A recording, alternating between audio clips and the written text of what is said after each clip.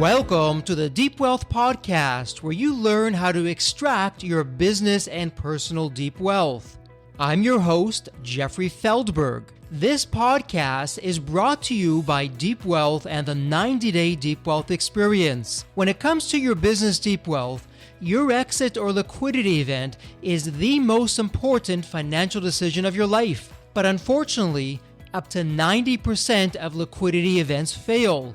Think about all that time and your hard-earned money wasted. Of the quote-unquote successful liquidity events, most business owners leave 50% to over 100% of the deal value in the buyer's pocket and don't even know it.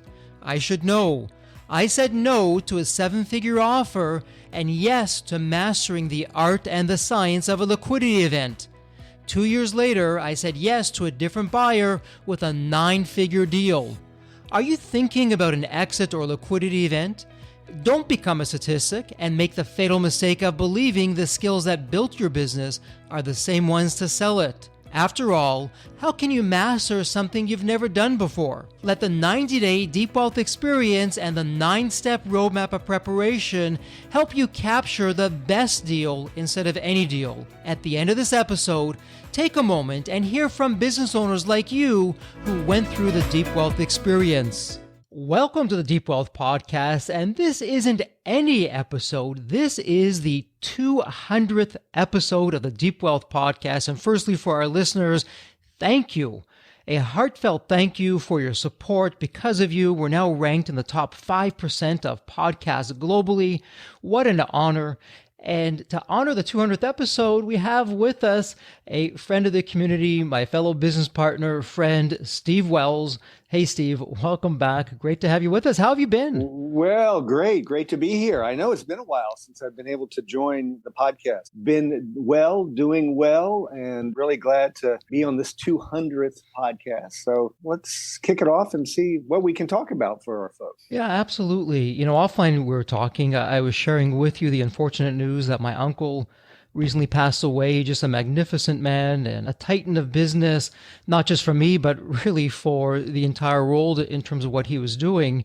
And we were talking about the role he played for me as a mentor. Both him and his brother, who's my father, were both my mentors, my superheroes growing up, and how for me that just really molded and sculpted me into what I would later become.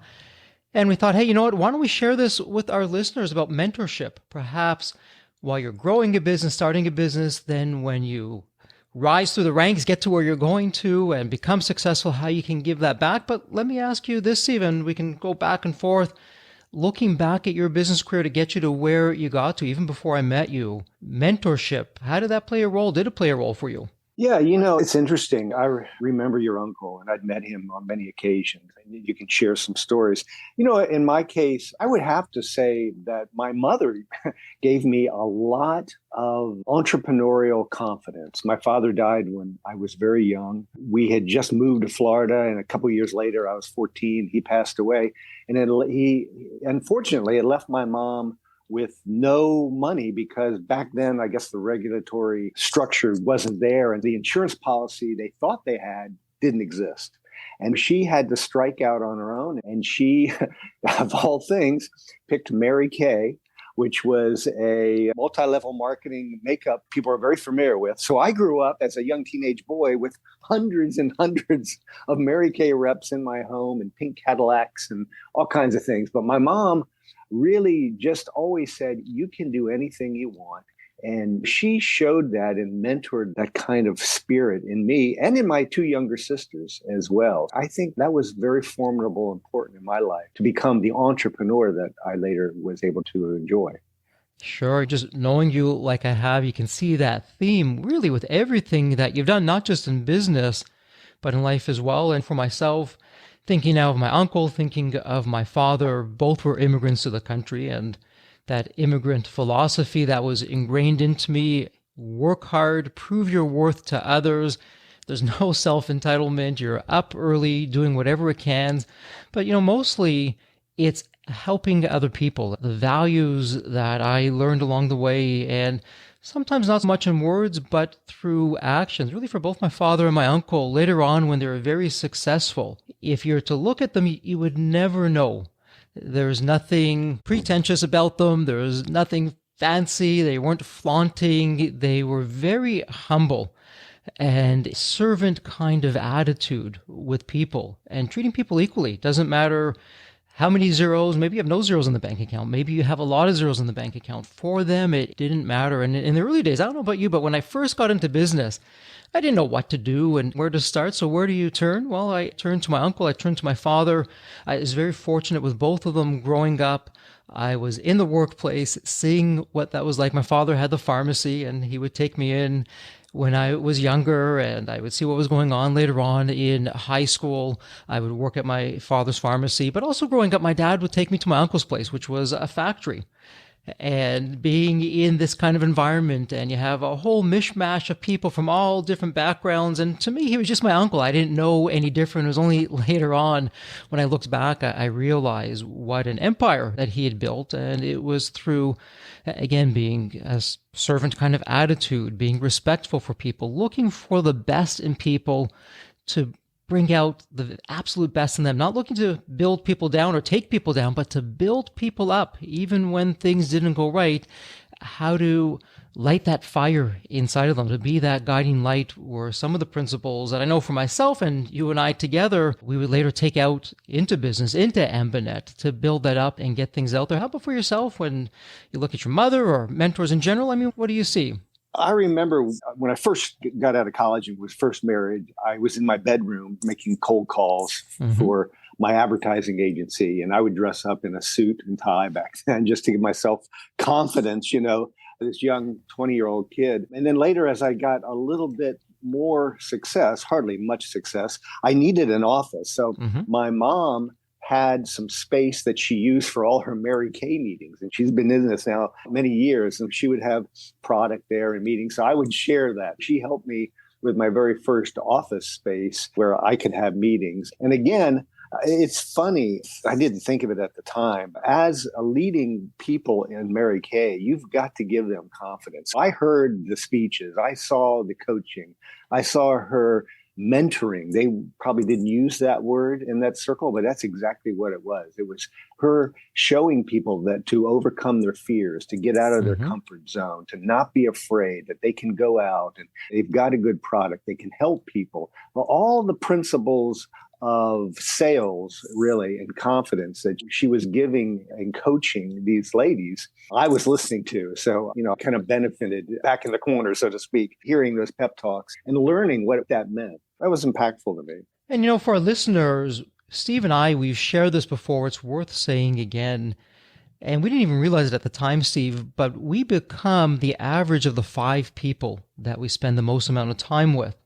And if those people, like your mother, like my father, or my uncle, even my grandfather, who was a traveling salesman of all things, we pick up from them habits and we become really the sum of who they are. And for our listeners, as we're talking about mentorship and we're looking at for yourself, how you can help yourself, those around you, for your business, and who are you hanging around with? What would you have to say about those people from an outsider looking in who doesn't even know those people? What would they say about them? Is it on the plus side? If it's on the negative side? Steve, you and I were very fortunate. We had people around us, in this case, our family, who were and are incredible people and put all the right values in us. I'd imagine, though, someone who didn't have that, you don't have the best examples. Maybe you don't realize that in the early days, but you realize that a little bit later on. What would you say to that person, Steve, in terms of finding the right kind of mentor? Where do we turn? What do we look for? We were fortunate that we had some good examples, and there are many people that don't have that opportunity. And we know now that we've exited, and many of the listeners have exited and they've become older or more mature, that this is a great opportunity for us to give back and help and coach and mentor other younger business people. Back in ancient times, biblical times, but even beyond the Bible, there was a concept of elders at the gate. The elders would gather and they'd be right outside the gate, and the elders would rule on decisions. They would be there for people to get counsel and to get help. I think it's a great kind of visual concept to try to be an elder at the gate for younger people and for other people to find those elders at the gate. And where's the gate today? Well, that could be various places. It could be in some type of business clubs, service clubs.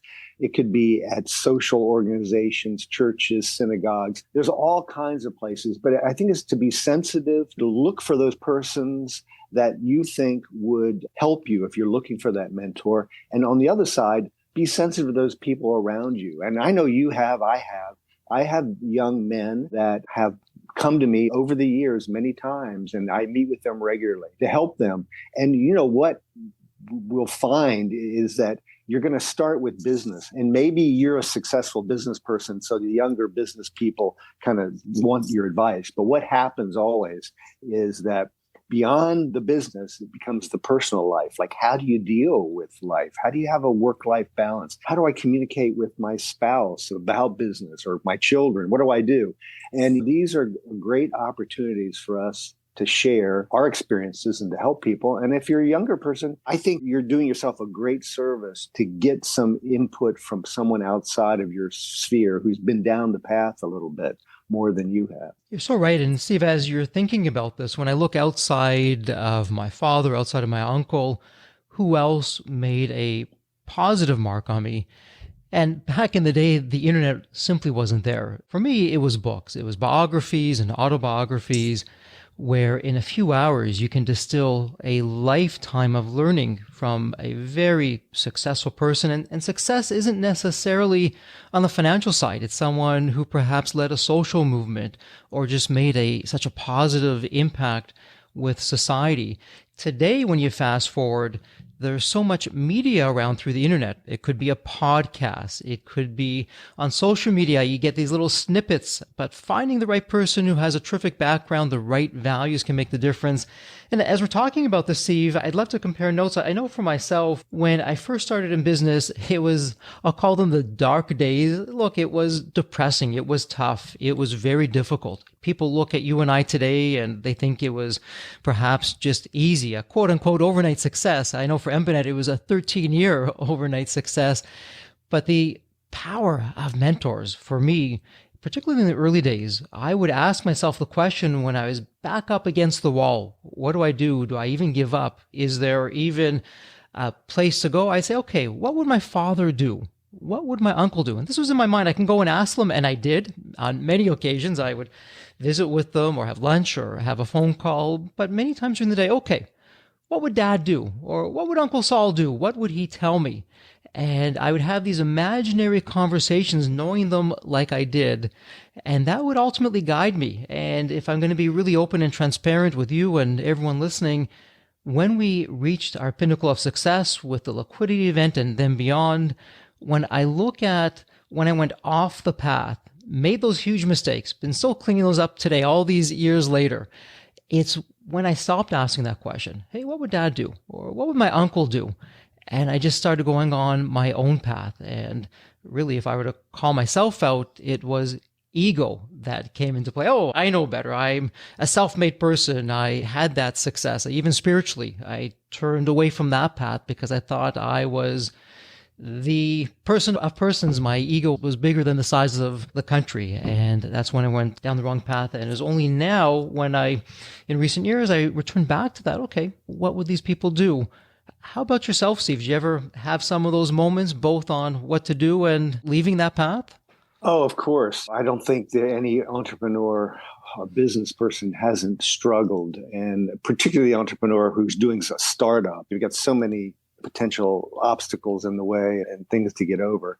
Again, aside from my mom, my wife, I have to give so much credit for, because when I met her in college, I told her I was going to be a lawyer. And I think she had this image of this stable, prestigious position and nice white house and picket fence, whatever. Instead, I took her down this bumpy, rocky, difficult path where we couldn't even know where our next meal is coming from. But, it's those challenges. And she persevered and she helped me get through it, that you look back and you go, wow, I don't know if I could have done it without her. And it's probably why when you think about your kind of estate planning, and we've gone through events, and you have children. And I've got a daughter who has got 3 kids and a great son-in-law. And you try to help them and mentor them. And why it's so hard sometimes for your children to have the same maybe entrepreneurial or business bent is that they didn't really have to probably struggle as hard. So those things that we thought were so terrible back then, and we were getting help through our friends and our family council, sometimes our children didn't have to go through that. And we try to teach them. Life teaches you really tough lessons that I think they stick with you. And those tough times become building blocks, hopefully, for a better character and a better stability. And Steve, you are really spot on with that, because we are mentors for our children. And it's not even through the words that we do, it's the actions that we take. And this really hit home for me during the eulogies for my uncle, and then speaking with people afterwards. Some of the people, it was their observations is what really guided them. And when they spoke so lovingly and with so much admiration and respect for my uncle, or even when my father passed away, the same kind of thing. It's amazing how even the smallest of actions that in the blink of an eye we can miss, people don't miss that. And there's that old saying, actions speak louder than words, and it's so true. And so for the listeners out there, you're hearing Steve and I talk about mentors and mentorship, but here's a question for you as we're talking about, what do your actions say about you? Or maybe what does your inaction say about you? And it's never too late to change and to go down the right path. And, Steve, as you talk about your wife, Christy, later on, who sounds like is a mentor for you, and the two of you have just such a wonderful relationship.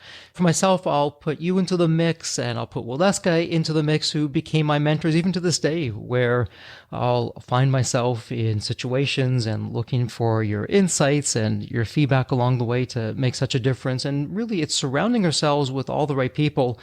And for this part of the conversation so far, Steve, we've kind of been rambling here a little bit, but there is a method to the madness. We've been talking about the impact that mentors make upon us, and we've shared how find some mentors. If you don't have any, find some mentors. Maybe it's at your church or your synagogue or your mosque, or in a president's CEO group that you belong to, or in the community, or if not there, in a book that you can pick up and find. But let's talk now about paying it forward. You and I have been the benefactors from many people who mentored us to become the people that we became, and the success that followed with that. You started to share, Steve, how you're paying it forward with mentorship of other people.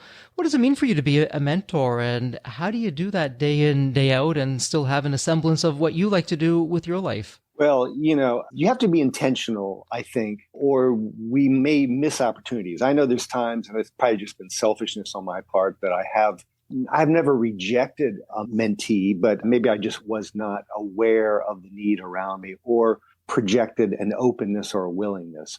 And I know when I changed that, for some reason, people would come then to me. There was a period of time, too, where I just kind of had some young men around me mainly. I haven't really mentored too many women. I have done that in a group. And I wrote their names down and just, said, maybe, I would just think about them and say, if there's an opportunity, I'd love to help them out. And it's amazing, kind of that intentionality. Not all of them, but a lot of them, after sometimes years, I was able to have a relationship with them and help them out. It's just, I think, generosity in our finances and generosity in our time and our friendship is so important. It's an obvious statement. You always get more than you give. And to see other people's lives bettered and changed and see their appreciation, just like you said with your Uncle Saul and at his service, that people notice the little things. These little things you do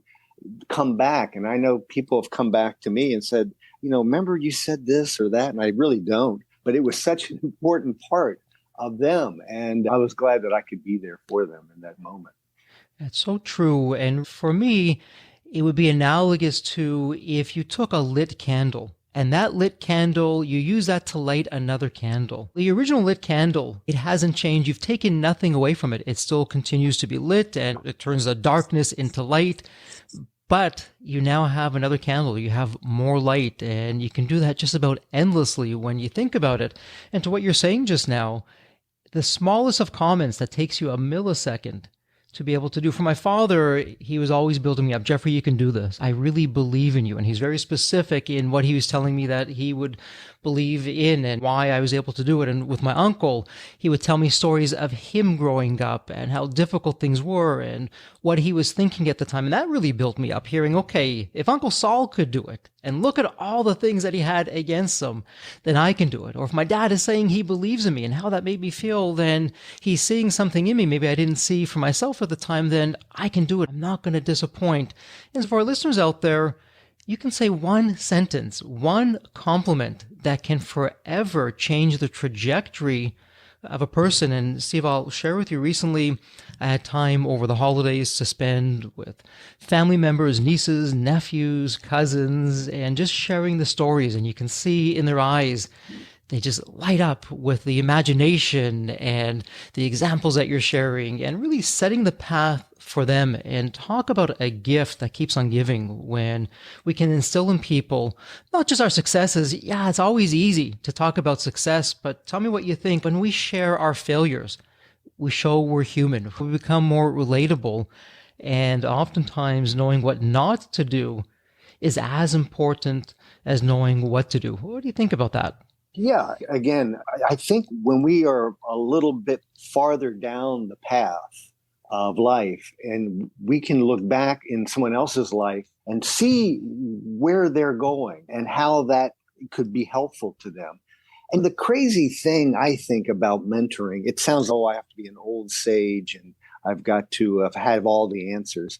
You really don't. In some ways, you only need to be one step ahead, really, to help somebody. Just that one step. And all they need is maybe just a little bit of a light to see which direction they may need to go. I remember my daughter, there's so many things you could see in a child that you know, and I knew that her future spouse, John, who she's going to marry. I saw this boy when they were young, and I remember telling her, I said, her name's Stephanie, John, he really is a nice boy. And she went, Dad, no way. He is way too competitive. I'm going, oh, okay, I'll just be quiet here. She was competitive as well. I think that stuck in her. And then later on, of course, they end up getting married and have 3 children. We can see things in other people that maybe they don't see, or see opportunities. And we can give them a little nudge, a little guidance. And it's always fun, I think, in that case, when we go back and I share the story with her now and we laugh about it. But that was helpful. It's a cute story. And you're so right. Yes, you have elders at the gates, but dare I say, why not be the youngster at the gate? You're talking about your children. I was just thinking of my 2 daughters and, growing up from both my uncle, from my father, it's that servant leadership. It's always going above and beyond. Both of them would tell me, Jeffrey, always go the extra mile. Never expect anything in return. Do it just because. And I remember recently, actually, my eldest daughter, Victoria, she's driving now and doing her thing. And her car was in the shop. She had to borrow my car, return the car. And she said, oh, by the way, Daddy, I returned your car. I noticed your tank was about half full, so I filled it up with gas for you. And I was like, whoa, where did that come from? That's kind. And looking back, maybe it was me, maybe it wasn't me. I don't know. I would hope that some of my above and beyond and going the extra mile, or even with my youngest, Emma, I'm always talking about family. Family's so important. And she had a long day. She's still in high school, had a long day at school. She's really tired. And I was in the house and she came back and from her room, she's doing some homework and said, Daddy, I didn't see you enough today. I want to spend some more time with you. Can we spend a few minutes together? Floored, just blown away that a teenager would do that. But for the listeners, we're sharing these stories for you of just examples, the things that you do. You're planting seeds today that really you can reap the fruits of your labor in such beautiful ways down the road with no expectations of what that's going to look like or how it's going to become, but you're just doing it for the sake of doing things. And Steve, maybe let's look at both sides now of the mentorship equation here. And we've talked about mentorship and having mentors, not only growing up, but even as adults.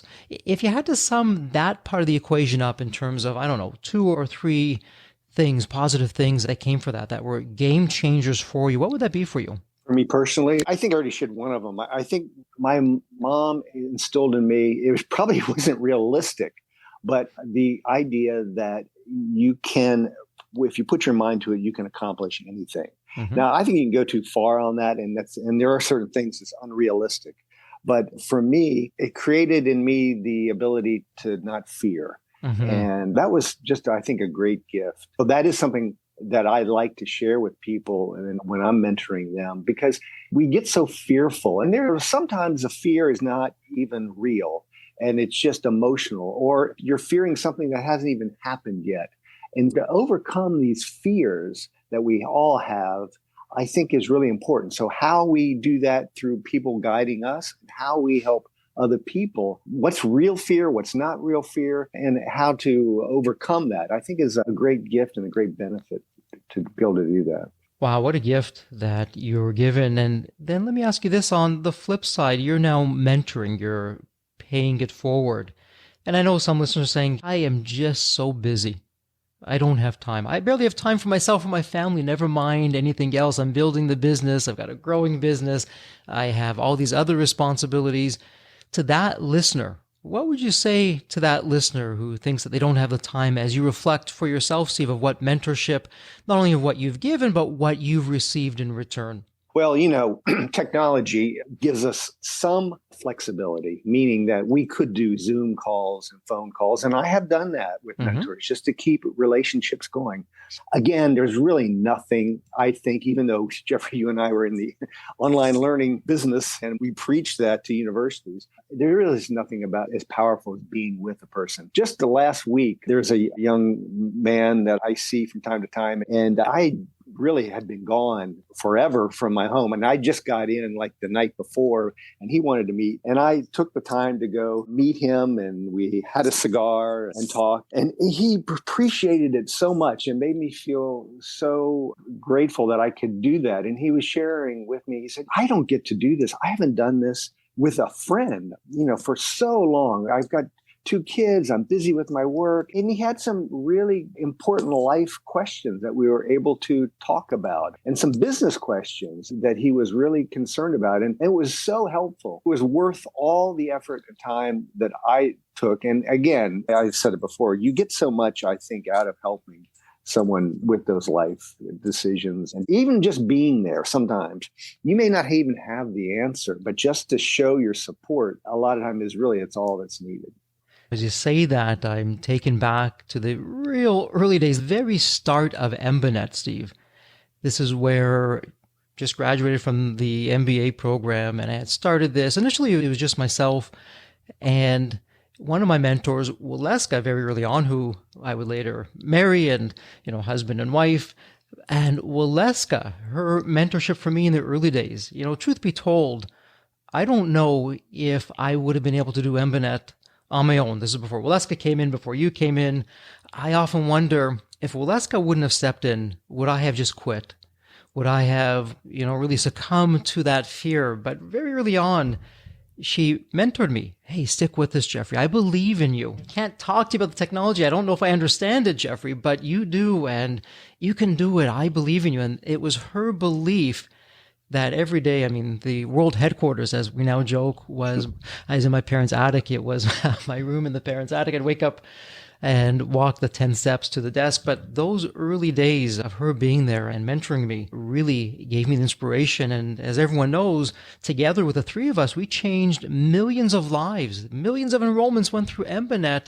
And Waleska, when you listen to this, heartfelt thank you. I don't think I tell you that enough. I don't think I would have stuck around had you not been there. And then see, the other thing, as you're talking, for our listeners, we don't really talk a lot about this, but Steve and I, it's a passion company. I don't even want to call it a business because it isn't. We write the check each month for it. We created a cigar. It's called Corban Cigars. We'll put the link in the show notes. And we created the cigar for one reason, to celebrate life's magic moments, because in the early days when we were getting Embanet 2 out there, wow, did we have our butts handed to us on a silver platter from the marketplace. And it was the Corban cigar to celebrate the wins. It makes the wins that much better, and the really sore losses, it makes them a little bit more tolerable. But Steve, you mentioned something great. You can be mentoring someone, and you and I have done this often, either with each other or people that we're helping. We'll sit down with a cigar. If they happen to be a brother or a sister of the leaf, we'll have a cigar, we'll talk. And the mentoring goes so much more than that because we're not only helping the other person's helping us, and we're doing it while we're relaxing. And by no means this is promoting smoking cigars to anyone. Do it because you want to and all those other good things that go with that. But, what a gift that can become when you can help someone, you enjoy what you're doing. If it's not smoking cigars like we like to do, it could be taking a walk or a drive, whatever the case may be, really where you're combining different things to take it to the next level. Would love your thoughts on that, Steve. Yeah, we just recently did that. You've been a part of the YPO, Young Presidents Organization, for a long time when you were a young president. Now you're not a young president anymore. You're a mature president. But we recently had that event where we were able to do that with some young and some more mature people.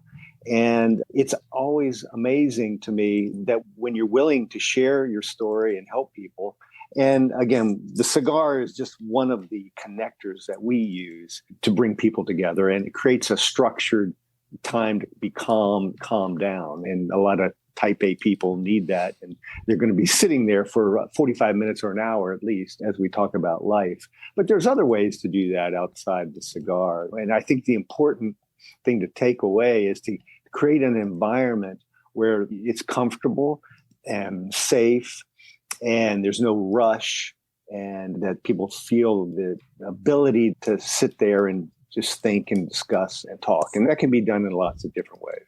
Really, yeah. The takeaway is find what you enjoy, find what gives you pleasure, and incorporate that into doing that. And along the way, you will, as you like to say, or as you said earlier, Steve, oftentimes the giver receives more than the receiver, just in terms of how that goes. So as we begin to wrap up, some takeaways for the listeners, and Steve, chime in if you think I'm off base with any of this, or please add to it. On the one hand, when it comes to finding mentors, don't have to be the gazillionaire that you read about in the newspaper or online, although it could be through perhaps recorded talks that they've given or books, or perhaps you're able to get in front of them. More than likely, though, it's going to be people within your family. It's going to be people within your community. And we also spoke about how ensure you're spending time with people who, when you aggregate what they represent, it's on the positive side of the ledger. They build you up, not take you down, and they don't have negative reputations or actions that perhaps aren't the best actions and don't reflect really well on you. Find the mentors, they're there, and just ask. Another one of my mentors was my grandmother, who would always say, actually on both sides, on my mother's side, on my father's side, they always would say, Jeffrey, don't know unless you ask. So always ask. So ask, hey, can you share some insights with me? Or I have some questions. Could you help me with that? You'd be surprised how most people want to help. So don't deprive them of the opportunity of helping by not asking and being afraid to ask. And see, when it comes to finding mentors or identifying mentors, anything in that list that you would add?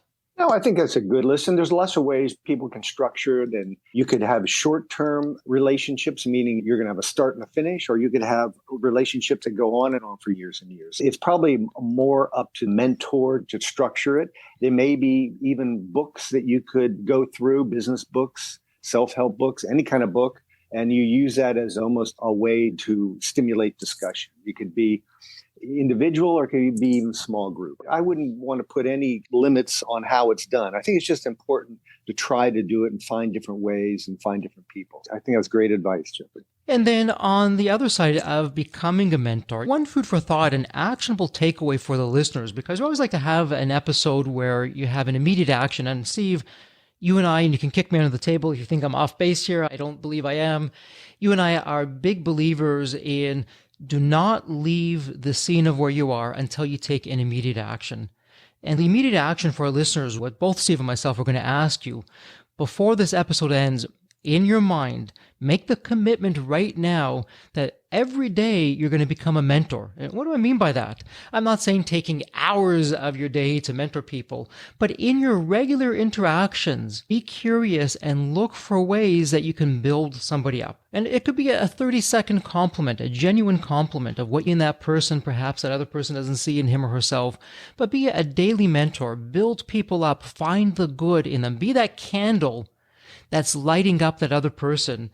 and watch where that will go, because it'll just, I know for myself, see for yourself, what we've seen with the people that we've helped and mentored, and really through Deep Wealth and Deep Wealth Experience, we've been very privileged to be part of an entrepreneur's or business owner's or founder's journey, and to see where that can go and just changing the lives of people. For our listeners, on the flip side, make that commitment now.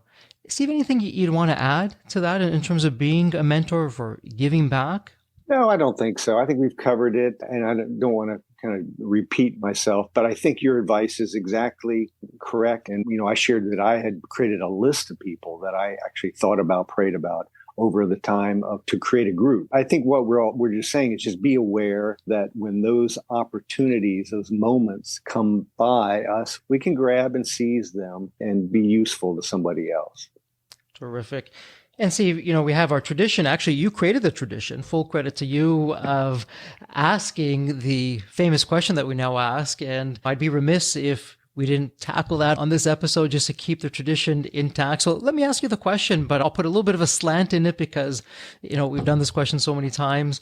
But it's a thought experiment where you're thinking of the movie Back to the Future and you have that DeLorean car, which will take you back to any point in time.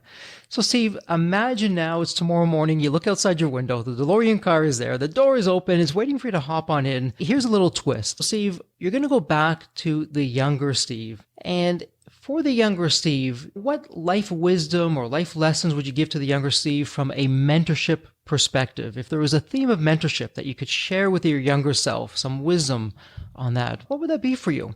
What immediately pops into my mind is look for a mentor. Because I did not really go outside my family much. And I think you and others are better. And I don't know if it was my generation, but I see a lot of young people approaching me. I didn't really approach older men and look for that. And I think that would have been so helpful. I would have avoided probably some mistakes. And I wish young Steve would have just looked around and asked some people and gone up to them and said, could I ask you, could you help me? Could you be my mentor? Some terrific advice. And, as we begin to wrap up this 200th episode, again, a heartfelt thank you to our listeners for being part of the journey, being part of the community, making a difference. And it's official, Steve. We're putting the 200th episode in the book. As you always like to say, for yourself, Steve, for everyone listening, please continue to stay healthy and safe. The Deep Wealth Experience was definitely a game changer for me. This course is one of the best investments you will ever make, because you will get an ROI of 100 times that. Anybody who doesn't go through it will lose millions. If you don't have time for this program, you'll never have time for a successful liquidity. It was the best value of any business course I've ever taken. The money was very well spent. Compared to when we first began, today I feel better prepared, but in some respects, maybe less prepared, not because of the course, but because the course brought to light so many things that I thought we were on top of that we need to fix. I 100% believe there's never a great time for a business owner to allocate extra hours into his or her week or day. So it's an investment that will yield results today. I thought I will reap the benefit of this program in 3 to 5 years down the road. But as soon as I stepped forward into the program, my mind changed immediately. There was so much value in the experience that the time I invested paid back so much for the energy that was expended. The Deep Wealth Experience compared to other programs is the top. What we learned is very practical. Sometimes you learn stuff that is great to learn, but you never use it. The stuff we learned from Deep Wealth Experience, I believe is going to benefit us both. I've done an executive MBA. I've worked for billion-dollar companies before. I've worked for smaller companies before I started my business. I've been running my business successfully now for getting close to a decade. We're on a growth trajectory. Reflecting back on the Deep Wealth, I knew less than 10% what I know now. Maybe close to 1% even. Hands down the best program in which I've ever participated. And we've done a lot of different things over the years. We've been in other mastermind groups, gone to many seminars, workshops, conferences, retreats, read books. This was so different. I haven't had an experience that's anything close to this in all the years that we've been at this. It's 5-star, A+. I would highly recommend it to any super busy business owner out there. And deep wealth is an accurate name for it. This program leads to deeper wealth and happier wealth, not just deeper wealth. I don't think there's a dollar value that could be associated with such an experience and knowledge that could be applied today and forever. Are you leaving millions on the table? Please visit www.deepwealth.com/success to learn more. If you're not on my email list, you'll want to be. Sign up at www.deepwealth.com/podcast. And if you enjoyed this episode, if it added value, if you walked away with some new insights and strategies, please leave a review on your favorite podcast channel.